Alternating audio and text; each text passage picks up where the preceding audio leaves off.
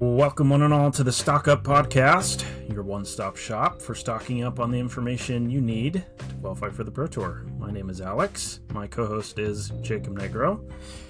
We had a holiday last week, so we took the time off. How was your holiday, Jacob? It was great. Yeah, I cooked. Did you host again, like you did for your Thanksgiving?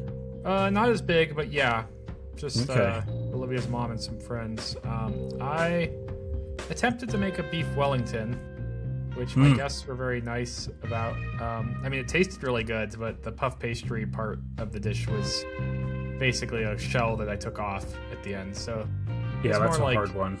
A really nicely seasoned fillet, at least. It was still good. I basically just had to remove the puff pastry.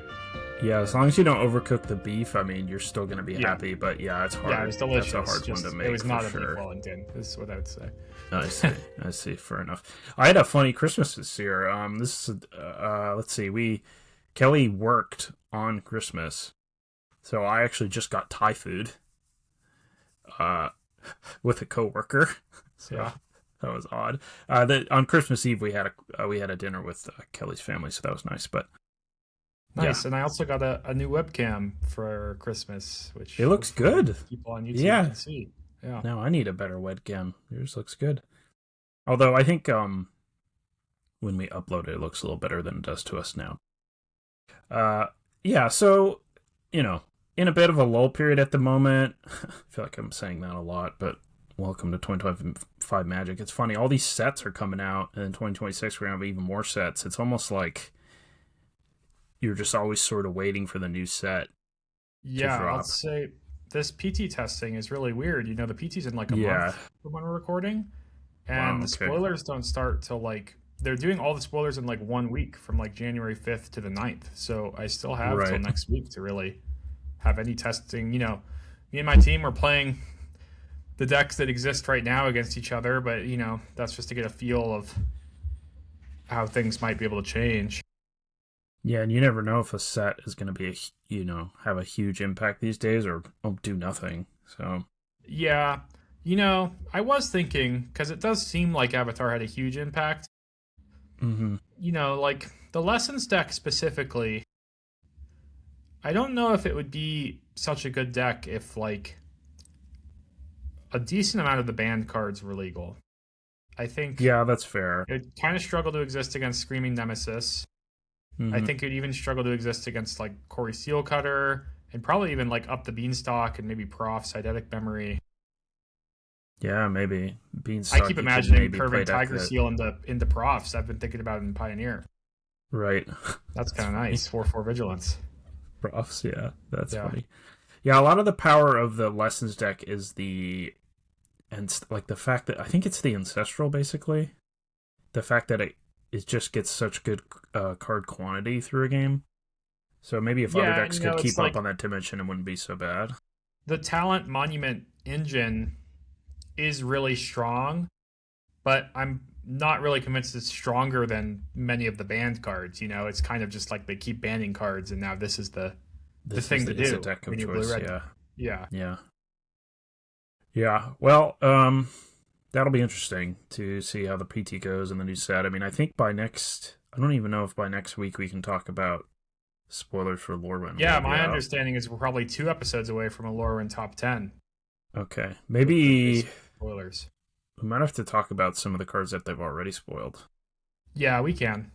We'll figure it out. Yeah, so for this week... This week we're kind of doing a preliminary Pioneer thing, and I've kind of been waiting till tomorrow to play a lot more Pioneer. I played a little and kind of tanked my rank, which I'm not going to finish top 250. It's kind of interesting. I was rank 50 in Standard, just mostly playing only Lessons and Landfall. Mm-hmm. Then I decided to try Pioneer and literally went 0-8. Fell a ton. What's your excuse? What were you playing? Prowess and just things like that. Sure. The deck I finally started winning with was actually Phoenix, so we'll probably talk about that today. Yeah. But hard to recover so many losses. Then I noticed Final Fantasy Draft was live, and I was Platinum, and I love Final Fantasy Draft. I think it's literally my favorite draft format ever. So then today I was ranked 200 in Limited. Cool. And I was 2-0 with my deck, and I was I'll just play out my deck. And then I went 1-3, and then I managed to squeeze in another draft with like 7 minutes left to join before Final Fantasy was gone.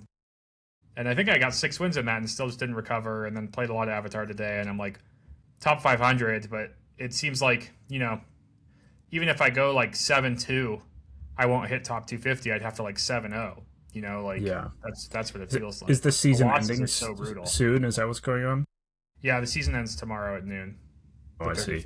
So yeah, so a couple branching thoughts I have. One was I was also in numbered. I wasn't trying to rank up really, but I was just in numbered mythic,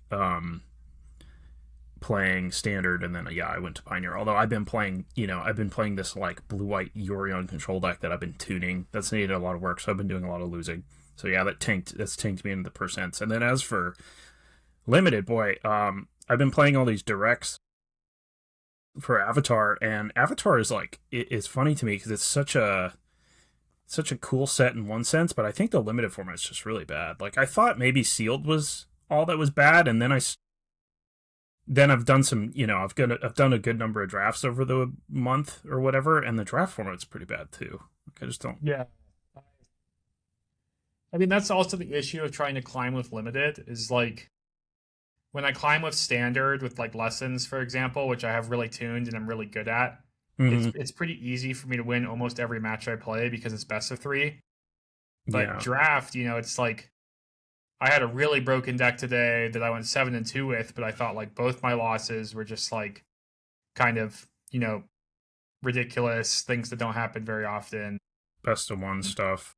Just the type of thing where, it was like, started the draft with the blue-black Azula, and blue-black was completely open, and I had the black sweeper, not Rise of Sozin, but the rare one, and just a ton of, like, 2 Heartless Acts, a ton of removal, just kind of like a perfect deck. Like, it felt close to a 10 out of 10, Like, yeah. And then just other decks, sometimes, you draft an okay deck, and you go, like, 0-3, and you're like, okay. Yeah. I mean, I've had direct runs where I've had insane decks. Like the best deck on the weekend, and I just go 1-2 or whatever.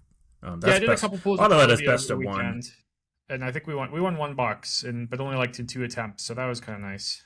But that was nice, yeah. I won 4 boxes, but I did a ton of runs, so I like barely broke even. Basically, did a little better depending on the pool we got 1 box with. I didn't think was particularly good, and we just ended up building blue-white. We had like the Unagi.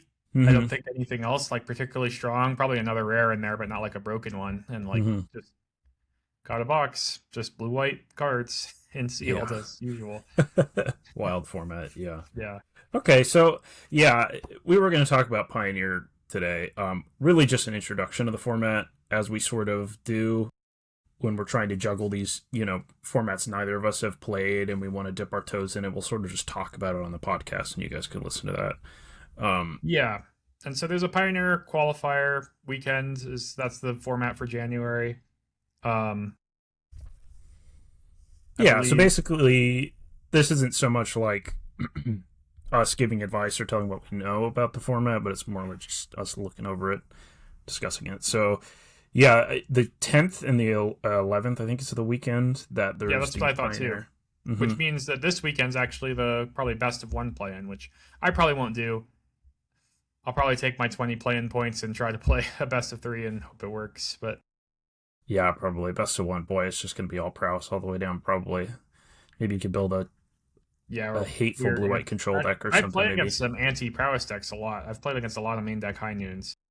Okay, let's get into the decks of the format here. I'm going to share MTG Goldfish, and we can just go over it. So one of the big things that's going on in this format is the prowess decks, at least insofar as popularity. This is a format that's not played nearly as much as it used to be, so I wouldn't be surprised if it's sort of undiscovered yet or not quite solved, but this deck is extremely popular. It's clearly pretty good, and it's got all the hallmarks of... kind of unique.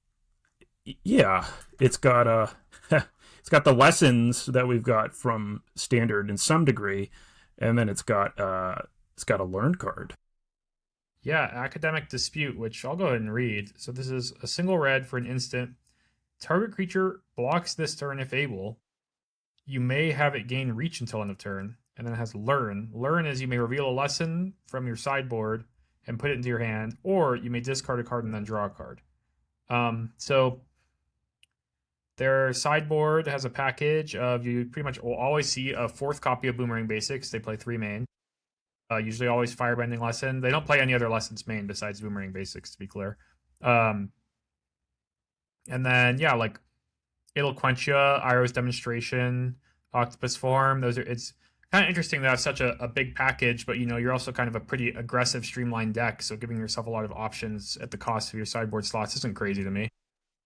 Yeah, and the dispute is an instant, so you can do things like essentially use a 3-mana quench if you just really need to counter something, or a 3-mana or a 2-mana Octopus Form if you really need to protect something.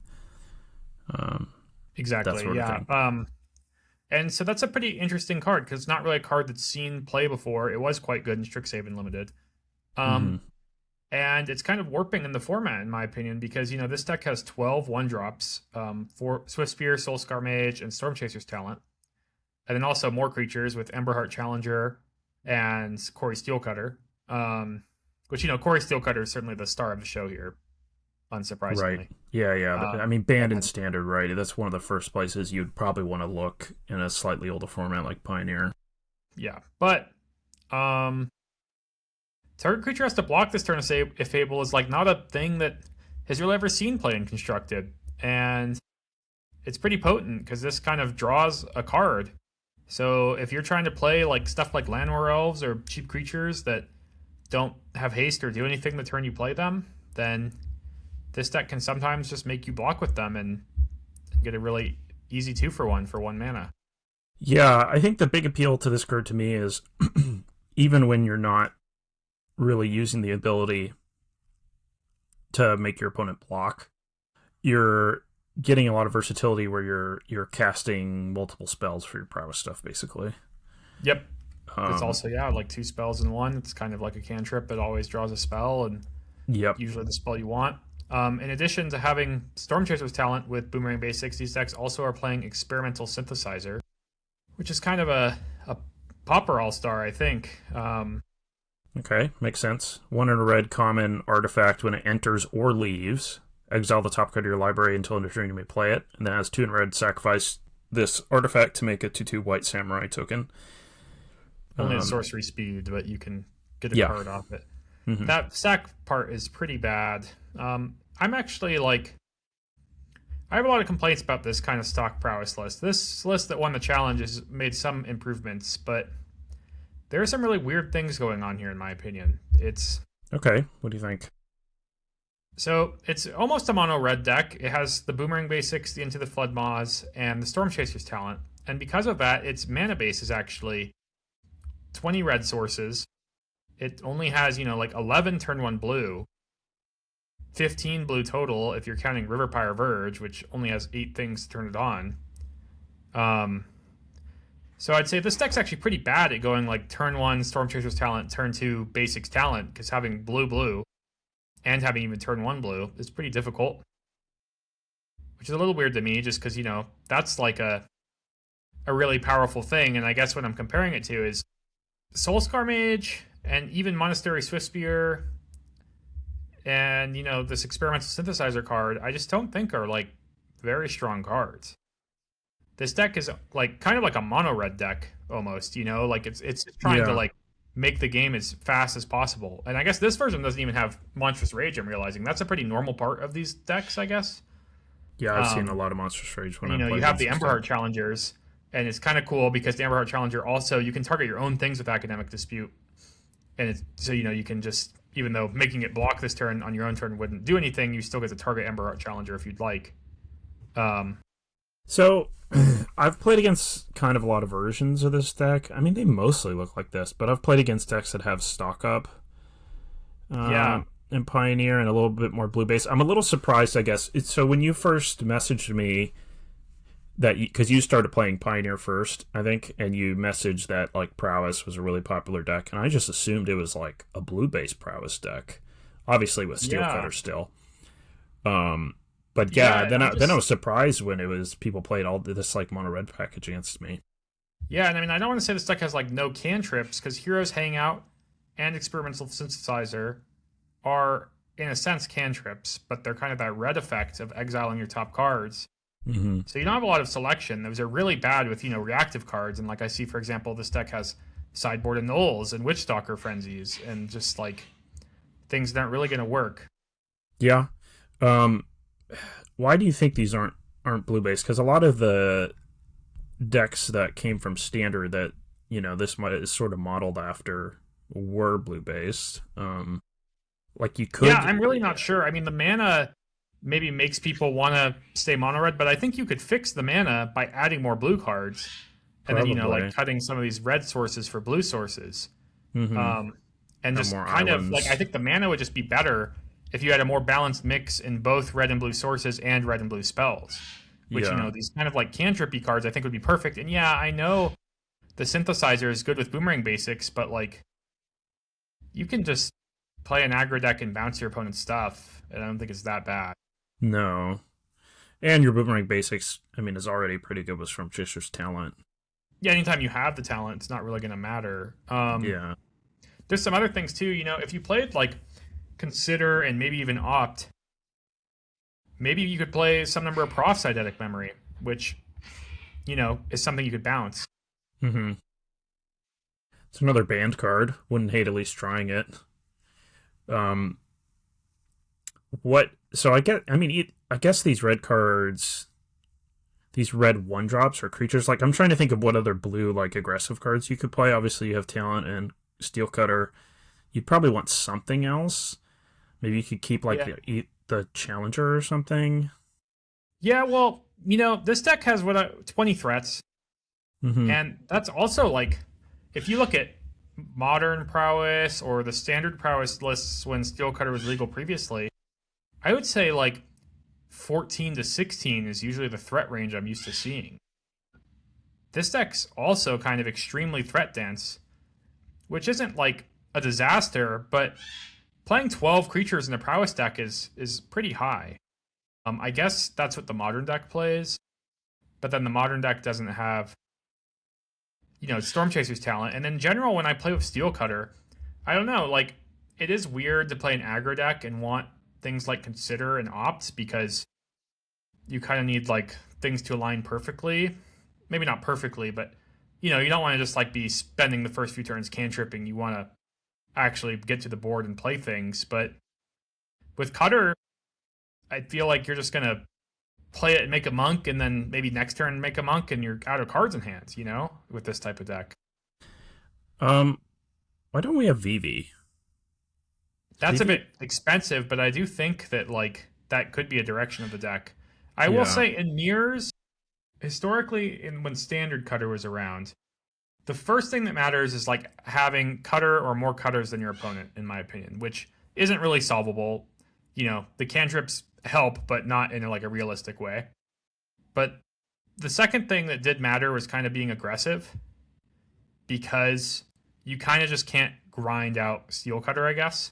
So if you could Sure. just be more aggressive, you might be able to win the race.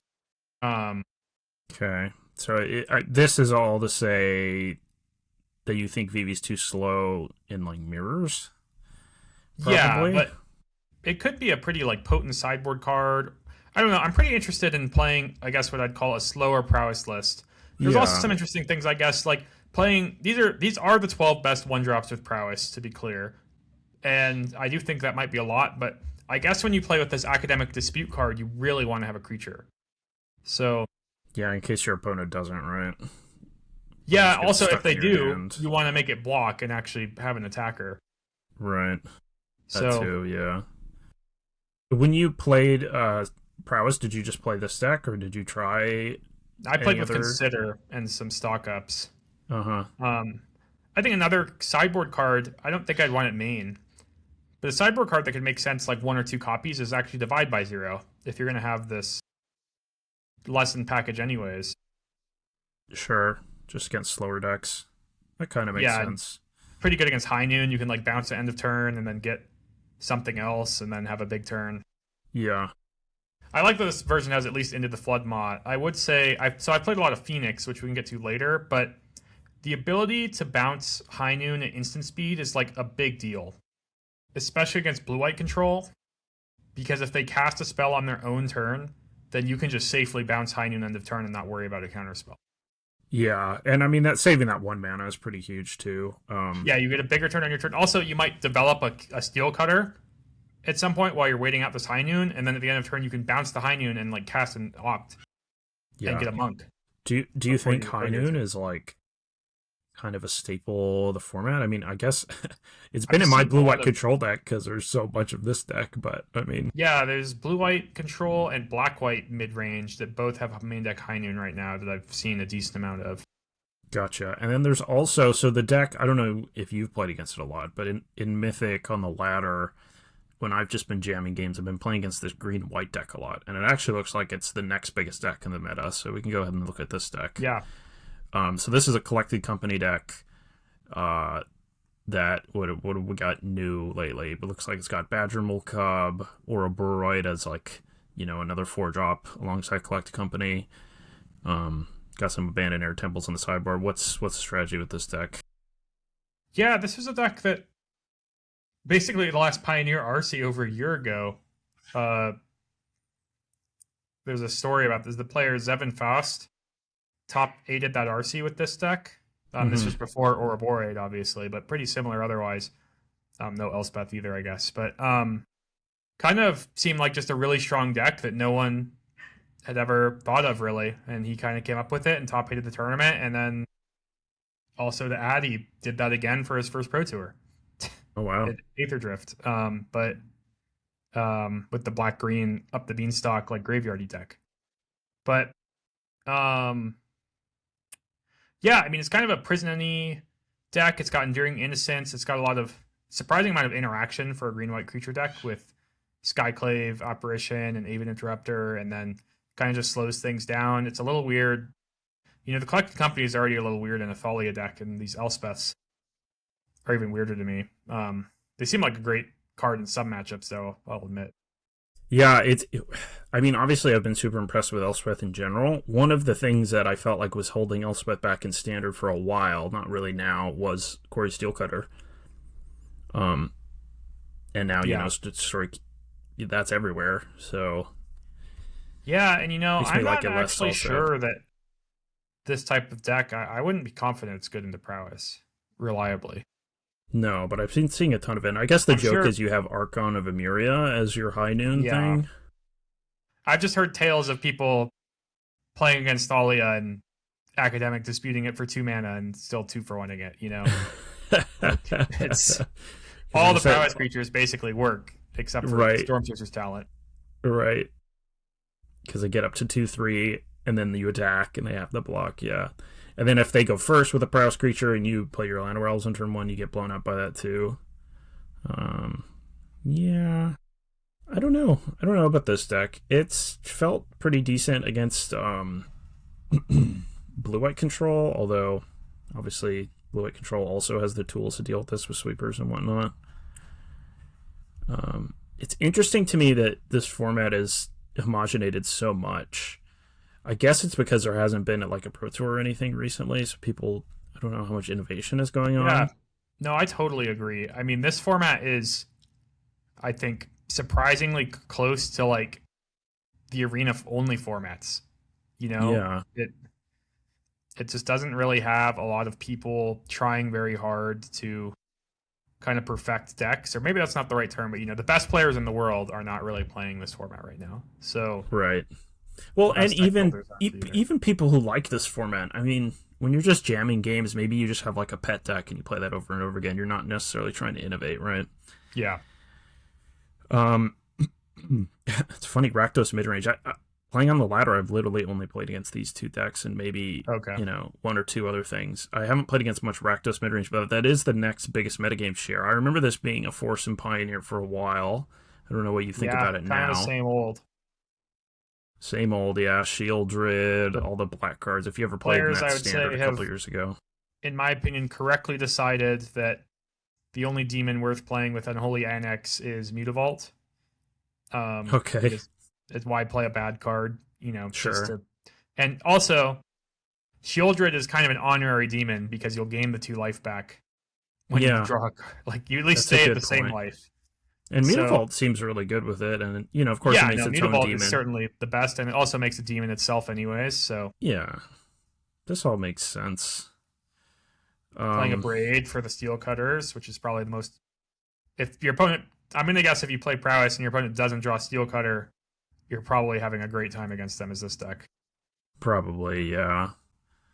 Um, more braid. I wonder if there's more braids in the sideboard. Well, there's some things that kill artifacts in the sideboard. Yeah, and then the hiatus consumes all I know are also kind of a big deal against Prowess. Okay, yeah, that makes sense. They don't get the cutter, but they're pretty much good everything else, including the actual Storm Chasers talent and their graveyard, which I assume is kind of the other annoying part about the Prowess deck, is them like leveling Storm Chasers talent. Right. Although I will say, at playing as a controlling deck against that deck, it has much less staying power than like the standard blue decks because they don't have stock up and I whatnot. completely agree, and I just find it so weird, and it has to be fixable because you could just play what was the standard Steel Cutter deck before it got banned with like Steam Vents and some better cards if you wanted. Yeah. I'm still. I guess people must have tried VV and decided it wasn't good, right? Surely. Yeah, I don't know. It's weird to not see like a single VV Cauldron deck even, which is like a whole other thing. Sure. Right, because VV Cauldron, we never really got to figure out if that deck was competed with Corey Steelcutter anyways, because the tournament that Corey Steelcutter broke out, we also had the first instance of the Cauldron deck played by Paulo Vitor, and he did excellent at that tournament. And then they pretty much banned Corey right after, so we didn't really get to have the experiment of which was the better way to play Is It. Yeah, this Rakdos deck, I guess this is just like the Jund of the format. I can't imagine it's particularly good, but I guess you probably have some game against everything. Yeah, that's how I feel. I mean, it has some pretty individually strong cards, and it's got 4 Thoughtseize. It's got, its threats are actually quite threatening. It's kind of interesting to see, Fear Missing Out just kind of make the cut, even though it's not doing anything particularly special here besides just surface level, what you want. Well, there is a lot of like looting and stuff in this deck, so you can probably get. Yeah, I think you can get to the delirium. And then, you have a lot of reactive cards too, so filtering those out. You have Blood Tithe, Fear of Missing Out, and Fable. Mm-hmm. So that's a lot, even if you play against a control deck, you have a lot of ability to, not have a Braid or Torch to Tower or Fatal Push in your hand. Yeah, makes sense. And then, of course, there's blue-white control. So this is what I was playing. I was actually trying a deck with Yorion, and I've been working on it.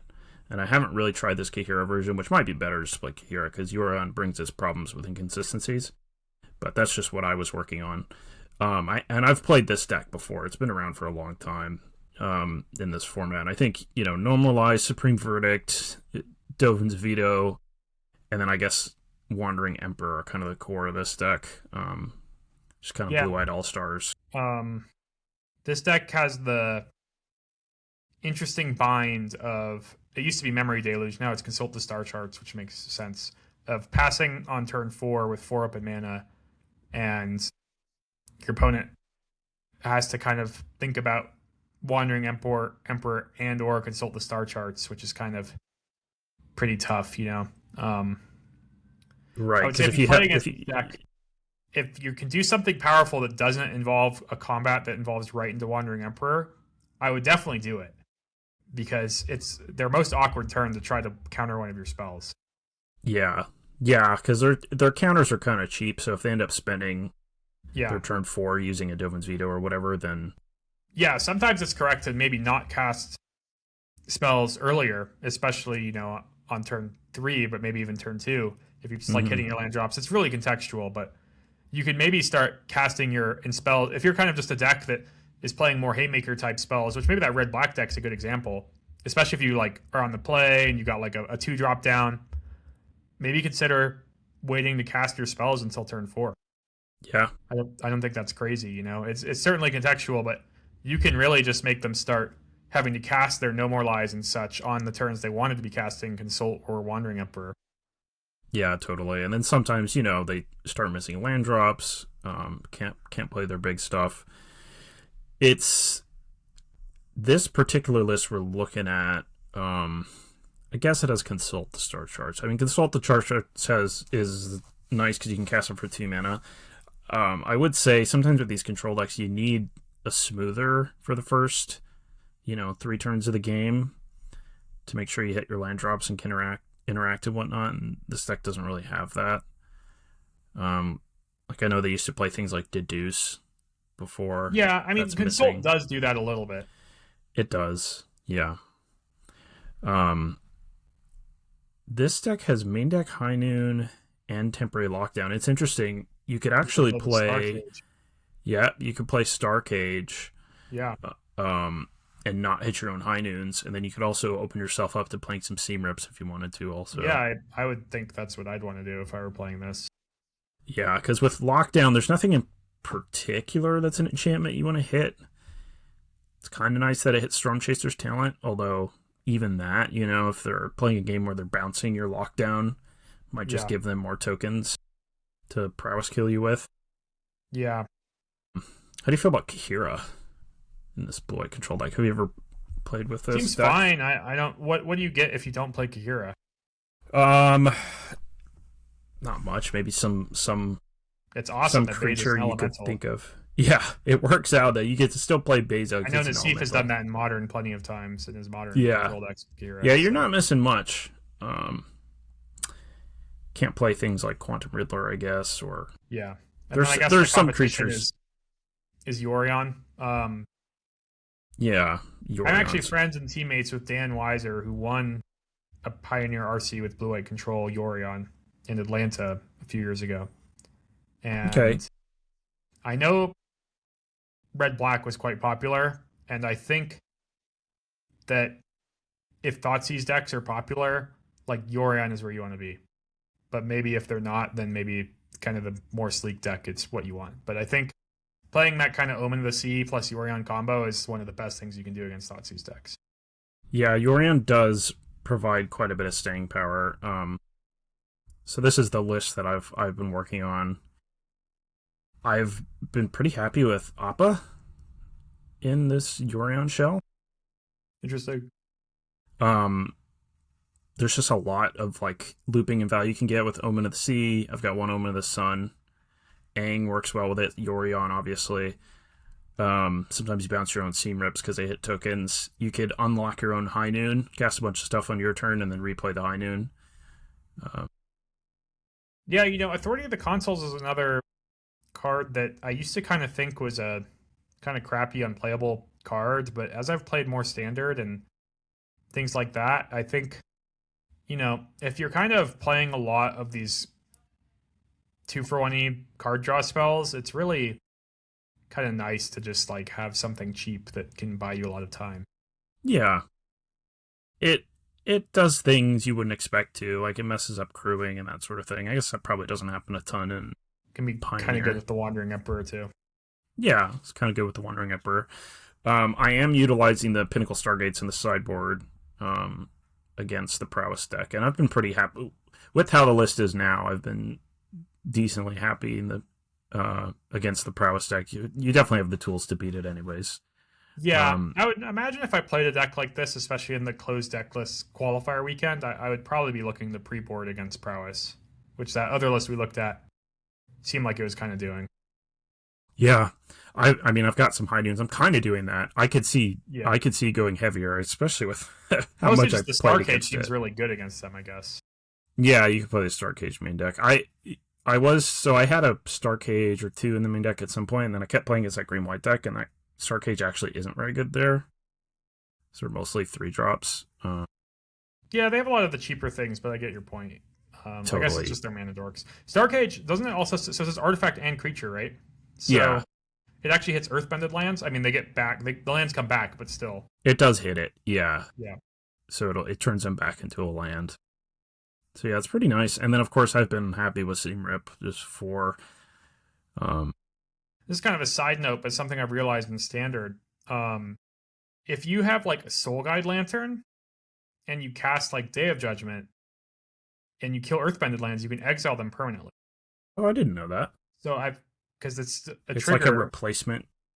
No, they go to the graveyard and the trigger says to return them, and then you exile them. So actually, in like standard blue white, especially where Earthbend decks are kind of popular, and they have Esper Origins, I've kind of been thinking maybe it's just worth playing Soul Guide Lantern over Rest in Peace, even if you don't use your own graveyard. Like as a main deck card, or it's just a general, just main deck or side. Yeah. I could see that. Makes sense, especially if you're going heavy on like Day of Judgments as opposed to Ultima. Yeah. Blue white control. I wouldn't love it at a tournament in a format where I didn't know much what was going on. Yep. And Pioneer is kind of that way. Yeah. I just, I like the deck, and that's just what I've been playing. And I was intrigued by the Appa Yorion synergy, which I think if you're playing Yorion, Appa's pretty good. But maybe you should play Kihira. This Yorion has this interesting thing where it's almost hard to explain, but you feel like your deck's less consistent. Not even just so much hitting the right cards. Like all the cards in your deck are good. More so, just I feel like you maybe hit like bigger pockets of land sometimes, or mana screw. You do. That was true in Modern. Here's an easy way to explain it. Like basically the point I'm getting at is the range of lands you can draw is wider. Mm-hmm. It should still be the same average if you played like the same average number of lands as you would in 60 cards. But for example, like how many lands are you playing in this deck? I've got 35. Okay. So in a 60 card deck, you can't draw 35 lands in a row. Yeah. But in this deck, you can, which kind of explains, that's a huge extreme, but it kind of explains that the extreme is larger. And the same thing, you're playing more spells in this deck than you are in a 60 card deck too. And it's the same thing, if you have 35 lands, you have 55 spells. Yeah. Or 45. And you can't draw 45 spells in a row in the 60 card deck either. Those are the extremes, but kind of what I'm saying, where the curve is flattened. So yeah, it is definitely a thing. Yeah, so the average is more the same as what you're saying, but you have more outlier situations where you're more likely to have just a mix when you have lesser cards. And, to some degree, over the years, everyone has decided that having less cards in your deck is better. It's basically just almost proven at this point. Outside of some fringe scenarios, possibly you could argue. I don't know if I can really explain it. I don't really think I completely understand it, but I have seen a proof that basically said, is to people saying maybe if they were playing 41 cards in limited because they wanted to play like 17 lands and 41 cards total or whatever, and they thought it made their mana ratio better. And that thing I read was basically trying to prove that it never makes your mana better to do that. Yeah. Like it can only make your mana worse to play more cards, basically. Well, especially in limited, right, where it's like all your mana base is a problem, and I think the more you stretch out your mana base with more basics, the more you're gonna have trouble. I guess the exception is like I remember Ben Rubin got second at a Grand Prix with a 64 card standard deck, and if you looked at his 64 card deck compared to the stock lists at the time, it was like an Abzan deck / Stubborn Denial, I think. His deck just had like +3 fetch lands and 1 Tasigur. So I'm sure his mana was better just adding 3 fetch lands to his deck. But yeah, there's things like that, or like maybe certain self-mill situations in limited you could see. Yeah, I'm not saying you should always for the most part you should always play the minimum, but I'm not saying it's always incorrect. Yeah. And you could also imagine a scenario where, because the truth is not always evident, even though the hive mind arrives to a lot of truths, but basically when people deck build now, they're going to shortcut to building 60 cards near 100% of the time, and you could argue that like there are fringe cases and scenarios that people missed where they could have built better decks, but overall it's not worth worrying about it too much. Yeah. Now I'm thinking of another cool example, which was Matt Sperling randomly made a YouTube video about this. It was some core set format, and there was some like Squadron Hawk type creature, like a 3-mana white creature that when it enters searches for any number of the same name and puts them into your hand. Mm-hmm. And he had 5 of this creature in his deck. And it seemed like he wasn't even sure, but he pulled up like the hypergeometric calculator. And he's like, it's kind of interesting. I have 5 of these in my deck, and if I play 40 cards, like my odds of drawing 1 is this much, and my odds of drawing 2 or more is this much. But if I play like 43 cards, my odds of drawing 1 barely goes down, but my odds of drawing 2 or more like dramatically goes down. Yeah. So like that's interesting. Yeah. I could see the argument for sure. Yeah. Especially if you have high quality cards put in your deck. I mean, of course, one of the things that goes on in Limited is sometimes your last few cards are a lot worse than your 23 or whatever. Yeah, it's both that, and also I think maybe more convincing to stay at 40 cards in Limited is sometimes your best card is completely unbeatable. Yeah, oftentimes most decks will have a rare or two, right? And the disparity between that card and the rest of your cards is usually pretty high, so it definitely makes sense to play the smallest number in that case. Getting back to Pioneer a bit, you said you've played against this Orzhov midrange deck a lot. I have not. What do you think about this deck? Yeah, I've played against it a couple times. So it's kind of interesting because it has the High Noon main deck thing, but also some decent pressure. Mm-hmm. So you kind of need to get the, you kind of get punished for being, I guess, a deck that's bad in the High Noon pretty fast against this deck. Whereas I guess blue-white control, you might just kind of sit there and if you can hit your land drops, play the game a little bit. Right. Well, I will say blue-white control at least has like a lot of instants. This deck doesn't even have a lot of instants, which one of the obvious ways to abuse High Noon is to play, a spell on your turn and your opponent's turn when your opponent can't always do that. Definitely. So I'd be a little worried about locking myself out against a deck that had a lot of instants with High Noon in a deck like this. Yeah, and we'll probably get to it in a sec, but I started playing Phoenix, and I found Phoenix to be extremely good against these High Noon decks, I guess. Oh, yeah, that makes sense. Because they just have a ton of instant speed sculpting. Mm-hmm. So they pretty much always just play 2 spells per turn under High Noon.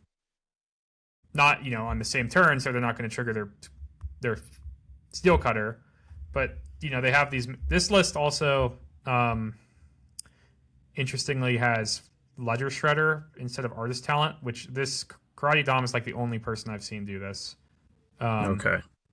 And normally this like list is just a Artist 4-talent deck. I think the thing about Shredder is that it's better against Prowess. I see. And they're going to play into it, so you're going to connive, and it's going to be a big blocker. Mm-hmm. It's kind of always been pretty good against aggro decks, and I might still sideboard some in Phoenix. But Talent is just so uniquely powerful in Phoenix. Yeah, I assume it does basically what it does in the standard deck, in the lesson deck. Except in this deck, you really don't even have to level it because all your spells just cost 1. Right. So you just turbo through your deck and do Treasure Cruise things. Yeah, your Treasure Cruises are always live. Phoenix. Yeah. And Phoenix, casting 2 spells a turn, I think is a prime example of versus High Noon.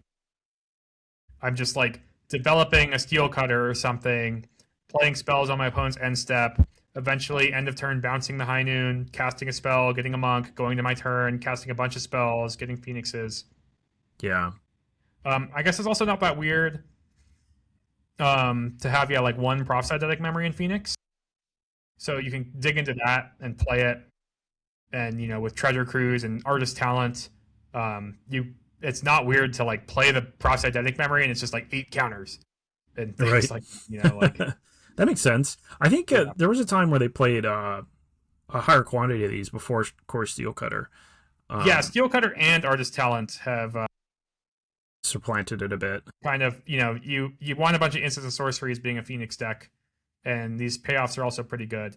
This deck also, interestingly, against Prowess, I'm not sure it's favored, but you do a lot of the Steel... Because you're blocking, I think, you do a lot of, the try to Steel Cutter on both players' turns. Well, that makes sense.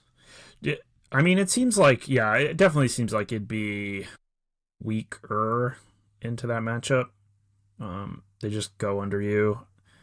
you don't have a ton of play. I'm trying to look at the sideboard. Yeah, I mean, some braids and some removal would help, right? Yeah. So maybe I could see how the games could be close still. Yeah, playing Phoenix decks against aggro too, like this has been true since it was in standard. Um, you know, it's you do a lot of blocking with Phoenixes or threatening to block. Right. It's kind of a big deal. Yeah, it's like your card advantage blocker, and I'm assuming you could do the same thing with Core Steel Cutter. So that's kind of how Yeah, you win those games. yeah, I think so. It, for a long time, whenever I thought of Pioneer, I thought of it as the Is It Phoenix format because it's just been such a huge part of the format, and it's always been really good. It still seems like it would probably be pretty good, but maybe the reason it's so low in the metagame percentage right now is because of this Is It Prowess deck. If Goldfish is any metric, Is It Prowess is sitting at 26% of the meta, and Is It Phoenix is sitting at only 5. So that's interesting. Um, Other mainstays of the format that are still here but are much less represented would be Nykthos Ramp. I'm assuming this deck is still powerful, and it's even got Badger Mole Cub now. I think it was really not doing well, and I think Badger Mole Cub is a pretty significant upgrade. Pretty good shot in the arm. That makes sense. It's like exactly what the deck wants. Yeah, I used to play Wolf Willow Haven. Okay, yeah. Which also, you can't even find that off Oath of Nissa, so now the deck has gotten some extra kind of mana accelerant Oath of Nissa hits. Okay, yeah, that's nice. Maybe you could find multiple Badger Mole Cubs. The joke with this deck, of course, is just get as many green mana symbols permanents into play as possible and then abuse them with Nykthos. Yeah, I used to have a infinite combo with Karn, the Great Creator, but that got banned. And then right after it got banned, they, like a few months later, printed the Trailblazer cards. So now they kind of just do a lot of the Kiora thing and put a lot of things into play, draw a lot of cards. Eventually, they try to play Ulvenwald Oddity. If they have the same kind of full combo-y turn where they're like, Storm the Festivaling into another Nykthos or a Kiora to untap Nykthos, then the idea is eventually they hit this Oddity and transform it and just attack for 50, which I'm sure they can do on turn 4, things like that if uncontested, maybe even turn 3 with a crazy Badger Mole draw. Yeah, this deck's pretty scary. I haven't played Pioneer, actually, in a long time, but I used to play Blue-White Control a lot, and this deck was a nightmare to play against. They're just very consistent and very fast and had a lot of staying power also. I'm assuming the reason it's maybe not doing well, if it's not doing well now, is because I imagine it would have trouble against Prowess. Yeah, I think it's just a lot worse against removal now. Especially, just like the pressure and removal. But even for you as Blue-White Control, I think Karn used to be one of the scarier cards. That's true. At least now you just kind of know, like, I just have to deal with a bunch of creatures, and I'm kind of set. Although they could still, kind of go off with Trailblazer, and then if you don't have a sweeper, you're in trouble. Yeah, you definitely need, instants. Yeah. Yeah. Sweepers. And then sweepers don't... If you have a sweeper in your hand and they do this, combo thing, that doesn't always work either, so... I imagine this deck's used to, good. resolve and just get, two unbeatable artifacts, and... Yeah. And you had to somehow damage the Karn or get a third unbeatable artifact. Yeah, totally. And Blue-White Control's gotten better over the years too. So maybe... Yeah. Okay. Any other decks that you think are interesting? So I tried this Just Guy Sensi deck. I think the mana is a little too bad. Okay. It's also doing a little bit of a learn package, but with just divide by 0. I was kind of impressed by the part of my deck that was all the blue cards in this deck, and that just made me want to play slower Prowess mostly. When I was drawing Storm Chaser's Talent and cantrips and divide by 0s, I felt pretty good. I actually kind of felt Sylvan Caryatid. Yeah, you need Sylvan Caryatid to make your mana work though, so you have to base your mana around it. Yeah. And the joke with Badger Mole Cub is that you can, Earthbend a land, and it's kind of weird because the green it makes is kind of useless. It's more just that you make a creature land and can cast cantrips, and even has haste. Right. And I guess the green stacking up is useful actually, because something you can do as you're cantripping through your deck is find Divide by 0 and cast it and grab, I think I can see it in the sideboard, Earthbending Lesson. Oh, wow. Which can give you a second Earthbended creature. Another one, yeah. So you actually can also earthbend from your sideboard. So the learn package definitely is in full force here. Yeah, this is cool. Also a throwback for people who don't know about this deck. Jeskai Ascendancy is a Jeskai mana, blue, red, and a white enchantment that whenever you cast a non-creature spell, creatures you control get +1/+1 until end turn, and you untap them. And then whenever you cast a non-creature spell, also you loot. So it's, this like combo where you basically just want to get a land creature into play, which I guess now they use earthbending to do. And you just cantrip through your deck, play a 1-mana card, and then untap that land and add the mana, and then that creature gets huge, and you eventually just attack your opponent with that creature. And yeah, pretty interesting. But you said you didn't love it, huh? Yeah, just a little too inconsistent. And then Escape Shift is a deck that I'm probably going to start playing right away. I've goldfished it against Sparky to kind of get an understanding. So this version is playing the Wishclaw Talismans. Mm-hmm. The versions I like basically have -4 Wishclaw Talisman, +2 lands, and +2 Aftermath Analyst. They look exactly like this otherwise, but with different lands, of course. Okay. So this deck, yeah. It's So not what as is this complicated deck? as Amulet. It's pretty simple. Okay. So the key cards, you need the Wandering Minstrel or Spelunking in play. Okay, so that's So you need your lands to enter untapped. Yep. Then, if you look in the lands, there's this one called Port of Carfnel, or what's it called? Port of Carfel. Yeah, enters tapped, and then you pay 6 and tap it to mill 4, and then return a creature from graveyard to the battlefield tapped. Yep. So you have these Lumras, which mill 4 and return all your lands from your graveyard to the battlefield tapped. Okay. And then you have 4 Lotus Fields and some Echoing Deeps. So the joke is, with just 2 Lotus Fields and a port, you can keep bringing back Lumra and the lands to make the mana and keep doing it, and you mill more and you get more and more lands, and hopefully because you milled so many cards in the process, you get a second Lumra, and you can legend rule them. Gotcha. If you have enough mana and you play Aftermath Analyst costs an extra 4 mana because you have to activate it. And you just mill your whole deck and put Thassa's Oracle into play at the end. Now, okay, you do not need to play Thassa's Oracle if you play this deck in paper. I would strongly recommend never playing Thassa's Oracle if you play this deck in paper. But in the digital clients, it's pretty rough. So how do you win otherwise? You can win with Ipnu Rivulet, which is like the land that mills them 4, because you can just keep recurring that and mill them their whole deck. You could win with like a blue-green desert that pings. You can actually win with Badgermole Cub and Otawara, and just earthbend a land infinitely. Sure. But on an online client, the loop is pretty long. I think certainly on Arena, I can't really imagine not winning with Thassa's Oracle. Gotcha. Because you'll just rope.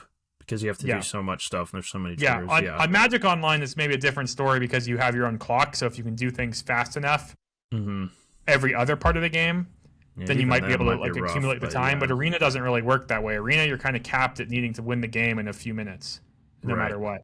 Yeah, because at some point on Arena, even if you're taking game actions, the rope will start going. Okay. Now, I might give it a try, and maybe I'll change my mind. Yeah. It's also kind of interesting. So this version you see as Ipnu Rivulet, I assume that's in case like the Oracle gets exiled in game 1. But so I did think you could win with Badgermole Cub and Otawara, and Badgermole Cub would not be bad here, almost for a different reason. Like, it's kind of because you could sack the lands to... It both ramps you, but you can also sack the land to Lotus Field and just get it back. That's pretty nice. And then on top of that, if it's actually your win con, that's a pretty nice slot, you know? Totally. The problem with it being a win con is kind of the exile thing, so I'd feel like I'd want to play like 2 Cubs, 2 Otawaras, and 2 Arid Archways, which is the bounce lands you can play. So you bounce Otawara and sack the Archway each iteration of the loop, and then you bounce Badgermole Cub and replay it, and you just earthbend the same untapped land, and all your lands will be untapped at some point. Okay. It'll have haste. Interestingly, structurally, this deck is pretty similar to Amulet in like you're this resilient, powerful combo deck. But I mean, that's right. That's kind of what all you're doing here. You're not really interacting. Yep. So it also has Escape Shift, which I guess I didn't talk about. But if I think I mentioned when I played Amulet, Scapeshift is just this like annoying doomsday that like you cast and then you know you're gonna win, but you have to do like 1,000 more things. Yeah. In this deck, it's pretty simple. Like you just get like you could do it on 3 lands, get 2 Lotus Fields and a port, and then play your Lumra. You know, like it actually doesn't. There's no Teleria West or anything. It doesn't help you draw cards. The best kind of selection it gives you is the port. Otherwise, it's just like a huge ritual with Lotus Fields and stuff. Mm-hmm. How fast can this deck win? I mean, is it good into things like Prowess? Yeah, so I'm not sure if it's good into things like Prowess. It can win on turn 3. I have Goldfish that. Okay. Does that just involve 1 Grazer? Yeah, probably. Like, you know, if you had Grazer into Spelunking, then I think it would be not that. If your hand was Scapeshift Lumra, you would easily, that would be a win. Yeah, and the Lotus Field, of course. You have to, I guess, kind of. Well, no, the Scapeshift could get the Lotus Fields. Oh, right. Okay. Yeah. If you just had Grazer into Spelunking, you'd have enough mana for Scapeshift. Sure. But, or, you know, Grazer into Wandering Minstrel and then 4th land on turn 3 also works. And, you know, there's some cool things. Like, I've noticed I can go, like, Wandering Minstrel, play Lotus Field, sack 2 lands, only have 2 lands in play, cast Scapeshift, get, like, 2 more Lotus Fields, and then cast Lumra. Yeah. And, like, if you had drawn a port and sacked it, or, like, you know, in the process, you know, is one of those lands you hadn't played to start your turn, for example, then like that should be a win. I guess all these things aren't deterministic because you're kind of hoping that you mill into a Lumra, but I guess to be clear, a lot of the times you cast the Lumra with no lands in play if you do it post Scapeshift, which then means it'll die immediately, which is actually good because then if you bring back a bunch of Lotus Fields in a port, you'll at least know you have the first Lumra in your graveyard to do this again. Okay. Also, you know, when you kind of, if you did fizzle with this deck, you will have like a 12/12 Lumra or whatever. Vigilance Reach, not bad. That kills some people. Maybe not a go wide Prowess deck, but yeah, I don't know about this deck. I'm not sure how it might go with the speed of the format, but I think if you're looking for just like you know, there used to be the Lotus Field deck in Pioneer, right? And this is, I think, the replacement, and I think it's pretty good at what it does. Did that deck get a ban? Is that why? I can't remember. Not really. Breach or something? Well, that was forever ago, but it has seen play since Breach has been banned a lot. But I think this deck's just a little better. Also, it's a combo deck that if people are main decking High Noon, you can't go Scapeshift in the Lumra, but you can just cast Lumra and then win the game without casting spells. Just use all your lands to combo, yeah? Yeah, so makes sense. A little weak to Graveyard Hate, right? Especially Rest in Peace. Yeah, Graveyard Hate. You can do the Scapeshift thing, I guess, especially with that Arid Archway that Amulet can do, where if you have a lot of lands, you can like Scapeshift for Beseiju plus bounce land, Beseiju their thing, then sack all your lands after you Beseiju their thing, and then kill them. Yeah, so you have outs, although it's still good against you. Looks like we got 4 Heritage Reclamation in the sideboard of this deck in particular to try to deal with that. Oh, and then no Wishclaw Talisman or any of this nonsense. Yeah. Okay. More lands, couple Aftermath Analysts, like I said, yeah. Yeah. The Aftermaths are, like, harder to loop with, but, you know, I'm talking about needing to, like, mill a bunch of cards and hit a second Lumra sometimes, and sometimes hitting Aftermath Analyst will just work. Gotcha. The nice part about Analyst is if you have, like, a triple Lotus Field set up, then you don't need to mill anything else. It will just work by itself. Okay. What do you think about this format overall? Like, just you, like, personal enjoyment. If you'd like to, I know that it's a format that I think Wizards was hoping to be big when they first made it, and they've sort of let it go. Like, not completely, obviously, but it's really on the line, I think. I think if they had a reason to drop it, they probably would. Yeah, I mean, they kind of want to drop it, it seems like, but it's so weird. They just got it on Arena. There's, like, also, it's not entirely on Arena, but they still call it Pioneer, and the Scapeshift deck doesn't have Skyline Cascade on Arena, which is that land I played in the sideboard of Amulet, which, like, stuns a creature. Oh, gotcha. which I think would be quite good. Okay. So, I mean, eventually they could get that onto. Maybe. Yeah, I mean, it'd be nice if they could do that, this but week. Like, yeah, yeah. Well, that's not gonna happen, I bet. But just like your general enjoyment of the format and all that, do you think the gameplay's good? Do you like it? I have not really liked it. Okay. My biggest problem with it is how long it stayed the same, to be honest. Yeah. It's mostly been the same format for like 3 years with, upgrades to decks, certainly, but... My current guess for how I'm going to approach this is I'm going to probably try the Scapeshift deck and see if I can run into Prowess a bit and get a feel for that matchup. Mm-hmm. And then I kind of just want to build my own Prowess deck that doesn't look at all like the other Prowess decks. More like a blue deck, yeah. Yeah, and if I'm a little unfavored in the mirror, that might be what it takes. But I kind of suspect if I built a grindy Prowess deck like we've seen in Standards, that I feel like I would just kind of roll over all these decks trying to beat Prowess, if that makes sense. Mm-hmm. Yeah, and sometimes, maybe it's not the case with like blue-red decks. In fact, if anything, I guess the mono-red decks have lately kind of been the counter to the blue-red decks, but sometimes in Magic when you build a slightly bigger version of like the mirror match, that can be a winning strategy. So I mean, maybe you could out-control them, you know what I mean? And yeah, I've thought about too, if you could Green Splash, you could learn for the Origin of Metal Bending and answer Cutter off learn, but that might be kind of slow. But yeah, another, I guess, interesting part about that is like, you don't need that many, like you don't have to reliably have green to build your deck that way, right? If it's a card you wish for. Right. But it might just not wish for it. Yeah. If you scroll down a little in that challenge on the right side, I wanted to talk about this because the same player keeps doing well in challenges with a brew. Okay. It's third place, blue, black, red. You want me to click on the player or the deck? Okay. So this is a combo with Carnage, Crimson Chaos from Spider-Man. Gotcha. Returning Glasspool Mimic. Okay. Let me read Carnage really quick because this card hasn't seen a lot of play. 2 black-red for a 4/3 trample. When Carnage enters, return target creature card with mana value 3 or less from your graveyard to the battlefield. It gains this creature attacks each combat if able, and when this creature deals combat damage to a player, sacrifice it. And it has Mayhem for black-red. Yep. So if you return Glasspool Mimic, you can copy Carnage, which will legend rule before you put any triggers on the stack, and you can keep the original Carnage and put the Glasspool Mimic back in your graveyard, and keep doing that as much as you want. Okay. Which is not a win by itself, but if you see in the enchantment section, they have 4 Tiny Bones joins ups and 3 Meat Hook Massacres, either of which will win if you assemble that combo. Hey, I like this. And I like that the Tiny Bones joins up, also being a discard outlet, is like double, like not only can you just target your opponent with it, but targeting yourself can discard the Mimic or actually discard Carnage, because Carnage having Mayhem means if you spend a mana to Mayhem it, it's actually 1 cheaper. Gotcha.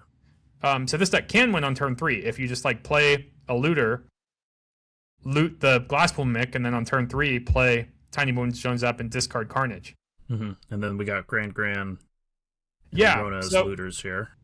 I've also wondered, you could build this like the black-red mid-range deck, and the only blue card you could have is Glasspool Mimic, and the black-red cards have like Blood Tithe Harvester, Fear of Missing Out, and Fable. And then you could have Tiny Bones also. Yep. Yeah, I would still keep Tiny Bones and Meat Hook Massacre. Yeah. Yeah, I also wondered if you could play like a Boomerang Basic Storm Chasers deck with Tiny Bones. I will say the black-red mid-range deck is kind of awkward. I was shelling it out, and it's just like, you're just going to play like 22 lands plus 4 Glasspool Mimic instead of Mutavaults. So you just have like a tapped blue land instead of Mutavault in your deck. And you don't even really want to play it as a land. Yeah, but hey, I mean... But I guess my issue is these looters you have to like untap with. It's really bizarre to me. Winter Night Stories sounds good, but like, I guess mostly what I'm thinking is like, isn't Fable the Mirrorbreaker just the best card ever in this combo? In this deck? Yeah. You can discard both halves of your combo. And because Mayhem is not Madness, you actually can discard both halves of your combo. Mayhem says until end of turn you can cast it from your graveyard. So like, you can discard these, draw 2, play Tiny Bones joins up, or Meat Hook Massacre for 0, and then like play the the Carnage, yeah, and combo. Now, this combo does get stopped by removal, to be clear. Of course, yeah. But I guess the idea is you're kind of, you can play a bit of a fair game. Yeah, and a Thoughtseize combo deck is also pretty cool. Yeah. And then Lively Dirge, I guess, also tutors. So that's cool. Sure. Okay. I mean, this deck seems nice. How long has he been playing this deck? Do you think other people have tried it? I've been seeing it a couple weeks. Yeah, somebody actually got thrown in the challenge with a Legends version of this deck with Rafine. Wild. What is it? This thing? No. Okay. But I've thought about this type of thing too. Yeah. So, for those not watching, I just pulled up the Legends deck that I saw in Goldfish and what. Yeah, what this is... won the Pioneer Showcase Challenge. You know, that one that's like a small field. The deck we're looking at right now. Yeah, by the same player. Okay, so Cavernous Souls, Relic of Legends. What is this? Oh, okay. And yeah, that's what the Slogurk deck kind of operated on, the Rona Relic thing. Right. Also, since the Slogurk deck did not have Grand or Cecil, I mentioned this, but like, if you play a 1-drop with a Relic of Legends and a Rona in play, you go up mana that turn. Gotcha. And on top of that, this deck only has a couple channel lands, which makes sense because playing a ton of channel lands was more a standard only thing. In the versions with the channel lands, it was also kind of funny because, like, you could untap your Rona, tap it for mana, tap the 1-drop for mana, and channel your land for 1 less mana. So, like, I won a PTQ at my first Pro Tour back with Slogurk, and got asked why I played Tiny Bones. About that deck. Yeah. I never knew that. Oh yeah, I played a horrible deck at the Pro Tour and got handed a broken Slogurk deck for the PTQ and won the PTQ with it. Nice. And like I beat Andrea Mangucci and he asked me why I have a Tiny Bones in my deck, and I told him it's Dark Ritual. I said it's Dark Ritual that I always know to sideboard out. Nice. Perfect. Yeah. But these 1-drops are actually pretty good. And they can do some Dark Ritual-esque things where you play them and somehow get 3 mana out of them in the same turn. That's hilarious. Yeah, Mox Amber, I mean, it's a Mox, boy. If you can make it work, it can do some crazy things. I mean, you have to make your deck look like this, which is, it looks like a nightmare, but just all creatures. Yeah, this deck has a lot of loops. Maybe not a lot, but it has some loops, and the only way it can win is with Silk Webweaver. So that's weird, but yeah. You can like loop 2 Honest Rutsteins with Rona Relic, basically. Right. Okay. But it looks like I think you could also somehow get Aang into the mix. Yeah, I imagine if for Aang here, it's doing something. I actually haven't figured it out looking at it yet, but maybe just interacting. Maybe. It's funny, Aang. It sounds like you haven't really liked this card in like fair decks, and I kind of have. So that's interesting. Wonder if we use it in different ways, or if we expect different things out of it. Yeah, maybe. But I've been decently happy with the card. Okay. Well, that ought to do it for covering Pioneer. We even went kind of deep on some of the other decks, so... Yeah, I kind of wish there was a paper tournament, because the Scapeshift deck in paper sounds pretty fun, because I would just easily win without Thassa's Oracle, and that... Yeah, it's funny that this format's basically a cheaper format than Standard, and it, is in some respect an Eternal format. That's usually not the case. It speaks to its popularity, of course. I know someone was telling me at my locals that they used to play Pioneer a lot, actually, and they would get regular FNMs out of Pioneer, and then at some point it just stopped. Yeah, I used to play a lot of the Nykthos ramp deck when Karn was legal. Okay. Yeah, I mean, the format's certainly been, like, kind of abandoned by Wizards, so, I mean, what do you expect people to do? I don't know that it needs some bans, but maybe it could use some bans just to shake it up, if anything. Yeah, I don't know what they could do. I mean, they did just ban Heartfire Hero, which I think would be really, really good, to be fair. It was really, really good, and I think...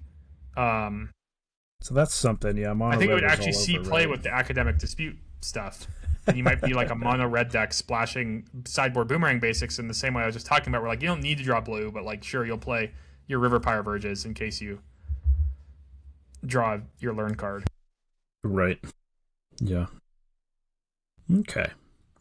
All right. Well, thanks everybody for listening. That'll do it for today's episode. A little bit of an overview of Pioneer as we look into the new year going ahead. There's going to be lots of stuff in Magic next year. We'll see how it goes. A lot of new things, too.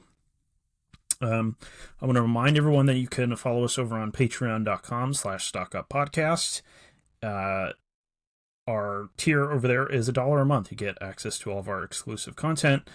You could also follow us on YouTube, where we have usually we do this live, and you can see us go through some of the decks. So visually, it can be helpful to follow along. But you could also listen to us on Apple Podcasts, Spotify, wherever you listen to podcasts. So thanks everyone for watching, and we'll see you next time.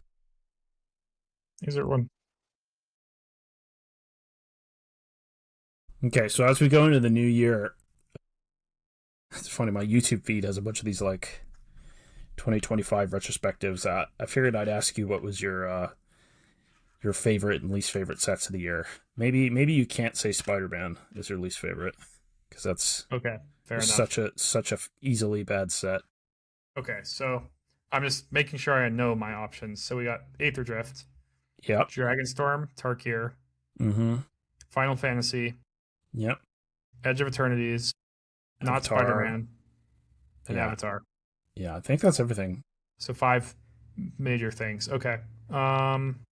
Least favorite out of those 5 is Edge of Eternities. Okay. But it would be Spider-Man. Why is that? Is that like limited format or because I of the didn't cards? really like the limited format. I don't know. It just didn't really click with me. I'm sure a lot of people would tell you Aether Drift in that spot. But I really liked Aether Drift, so it's funny. Aether Drift, everyone was talking about how it's like kind of a sucky format, but there's actually a lot of cards in Aether Drift that see play. It's standard if you look at it. Yeah, stock up. Stock up? That's got to be a... yeah, we can't say that's our least favorite, right? Monument to Endurance, and then there's all these other like little cards, commons and uncommons, that see play. I guess the theme of this set wasn't people's favorite, and it... Yeah, I was talking to some people about this recently, where like the marketing of that set might have been the worst they've done in a long time, because probably the vehicles part of the set was both kind of a trap in draft, and it was kind of horrible in flavor. But yeah, and bad. I really liked the part of the set where it was Kaladesh and Amonkhet, because that was my first year on the Pro Tour, and like that was kind of nostalgic and just kind of cool to revisit those planes. Yeah. Yeah, it was definitely a mixed bag with flavor for me. I think they could have done something better with it overall, for sure. But so you didn't like Edge of Eternities, huh? What, It's not even like there was a sour note. It's mostly just that, like, it's kind of boring. Yeah, I got you. Okay. What about your favorite? I think Final Fantasy. Yeah. Yeah, I'd have to say so, too. Mostly just on the back of the limited format. Yeah. I actually, it gave me hope for Universes Beyond, too, I would say. Yeah. Because they did such a good job with it. And then, I've always kind of liked Final Fantasy, so that's easily my favorite, too. I would say my least favorite would maybe be Dragons. Didn't love the limited format. It's funny because I liked a couple of the dragons. I really liked Omen, but I felt like it could have been cooler. Right. The weird thing about that limited format to me, didn't feel like Tarkir either, like flavor wise. It felt pretty off. Yeah. Yeah, it felt like dragons, right? Not right. Like it didn't feel like, and I really liked Khans of Tarkir, and it just totally missed in the comparison to me. Yeah. Yeah, that format was weird because it kind of like, I remember thinking, BK won Denver with the kind of dragons thing, and LSV made a video about it, and everyone started drafting dragons a lot online, and then all these podcasters would tell you to draft red white aggro, and I was drafting red white aggro, and everybody was just winning a ton with it. Yeah. But then it never changed because I think LSV made a YouTube video, and that gets way more eyes than anything else, I guess so. Well, it's also like really fun to draft 5 fillers and dragons, and people just didn't care about the other thing. I'm like, surely I'll start playing against more, 2-mana 3/3 defenders and stuff like that. And well, it was also just kind of like a 2-deck format, which is funny to say for a 5, but it was like you drafted like these colored soup decks in some combination of 3, 4, 5 colors, and then you drafted white aggro. I mean, sometimes you would get like Here's the thing about old Tarkir is you really drafted the wedges quite a lot, and they have their identity. And this, it's like sometimes you'd get a Jeskai deck that was coherent and just Jeskai, not a bunch of colors, but it was not that often. So there was an interview on I think Lords of Limited with Ben Weitz, who's a friend of mine who works for Wizards, and he was the lead design on that set. Mm-hmm. And so he answered a lot of cool questions about it. But one thing he really said is he thought it was just like kind of he hit his goal, which was that the dragons were good. Like, and that's a fair goal, to have a dragon set, and the big flashy dragons were actually like what the set was about, and that's pretty fair. That's a pretty cool thing. Mm-hmm. He said, like he wished red-white aggro wasn't as good, or if anything, what he said was he wished some of the power of the red-white aggro deck was put into the black-green counters aggro deck. Yeah. And I think that's pretty spot on. Like, if those two decks could have been more equally represented as aggro and one a little better and one a little worse, that probably would have really made it a nice balance. Yeah, I agree with that. I guess I also, what did I not? Oh, the Dragon Lords were like a big thing to me, and they weren't here. And I guess they're dead, maybe? Is that in the story? This is far in the future, so yeah. Oh, okay. We can't have new Dragon Lords? I don't know. Well, I mean, isn't Ireni and Shuko? They just have a different name. Yeah, they're not Dragon Lords. Okay. I don't know, man. Didn't click with me. I like the big dragons too. I love Moraine River Region. That's one of my favorite cards of all time, I would say. Yeah, the dragons that see play are all super sweet. I've been really liking Disruptive Stormbrood randomly in random black-green decks. Wait. Which one's that? The uncommon, like, Omen for Black green dragon. Oh, the green-black guy. Yeah, okay. Yeah, that was one of the cooler Omen cards. I wish more were more like that. I think that card might suddenly see a lot of play if this Formidable Speaker card, JD's Invitational card, is any good. The one that lets you discard a card to search for a creature. I think suddenly you'll see one Stormbrood in just all the green decks because they're because it's like tutoring for removal or a Reclamation Sage. Yeah, that's pretty nice. Okay, cool. You can even play it as removal early and still tutor it later. Yeah. Yeah, the last thing I'll say about the sets of the year is overall the Universe Beyond sets were good, but we've definitely seen the dark side of it too with Spider-Man, I would say. And Spider-Man had its own host of problems, but I'm pretty skeptical for like the Marvel set, even though it's probably a better set, it's probably better built and all that. I'm kind of skeptical of Teenage Mutant Ninja Turtles too. Yeah, and that. I don't know why, so feels like the flavor's just not a fit. I'm sure I could change it, but for the PT already, I'm using Cockatrice, and they always use like the most recent basic lands or arts. No. So we're all playing with these pizza lands. The full art ones? Yeah. That look like AI generated, terrible looking, weird things? Yeah. Oh man. Rough. Those are almost as bad as the Aether Drift gold lands. I have a person in real life who actually really likes those, funny enough, but friend. Olivia uses those because she has them. Just to troll? Yeah, kind of. Yeah. Okay. Uses them and then has to look and see what land they are while you have them in play. Yeah, the like Innistrad Remastered or whatever. I wasn't really playing. Feature. Yeah, the like black, where they're all just look like swamps. Just every land is a swamp. Plains, mountain forests, those were pretty awful too. But